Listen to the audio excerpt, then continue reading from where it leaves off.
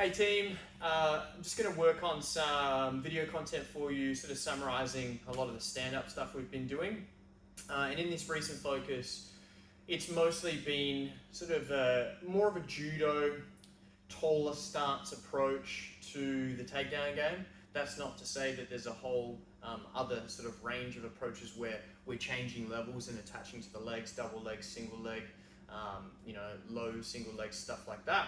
But what we've been focusing on recently is just more the stand-up side of things, as in taller stance and more of a judo approach using the feet and legs a lot more.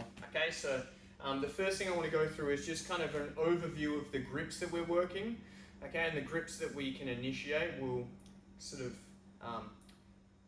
inform us on what style of takedown that we should hit. Okay, so for the most part, when you're working with someone in standing, the initial grip fight is very important. Okay, and a really good offensive dominant grip to always work to is working to an underhook. Okay, so getting my hand into an underhooking position under the shoulder, like so. Okay, but getting there is not as simple as just driving your hand in, so we'll get to that in a second. Okay, so that's sort of like the top of the hierarchy grip that we're looking for.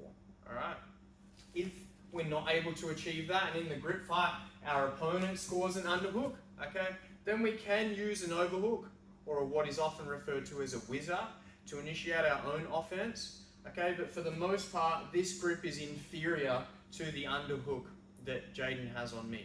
So more often than not, I'd actually rather try to strip that underhook that he has, okay, and then try and set up my own underhooks before I'm initiating offense straight from the overhook. Okay. Now, as you get more confident with this, that may change, and you might actually almost bait the person into an underhook. So trying to like set your arm up so that lends to different takedowns that you might start to build confidence in. But at the beginner level, for the most part, okay, we prefer the underhook and offense that follows from that to the overhook. Okay, so more often than not, just try and strip the underhook that your opponent has rather than trying to work your offense from the overhook. Okay, and the other key grip we're going to look at is a Russian 2-on-1, okay, where we're able to control one of our partner's arms with both of our arms, and I'll give more detail on this in the videos associated with that too.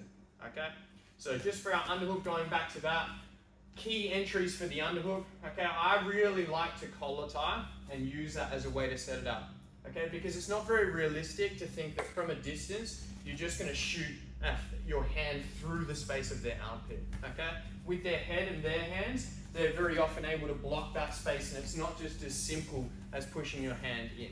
Okay, the real key to scoring an underhook with relative ease compared to trying to just shoot your hand in at a distance is all about getting shoulder to shoulder connection.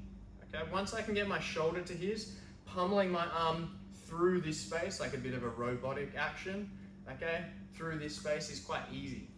So I like to collar tie, okay, and pull my partner's head to the same side bicep or shoulder as that collar tie. So I pull in here, and that allows me to drive this shoulder in to get the underhook. So looking at that from the other side, I'm pulling his head to my bicep, and as he's passing and trying to strip this, okay, pushing himself off, I'm driving my shoulder in, getting to that underhook here. Okay, so that's a good way to work to the underhook, and then we'll have videos now that follow on from the underhook grip, what we're looking for to initiate offense for the takedown.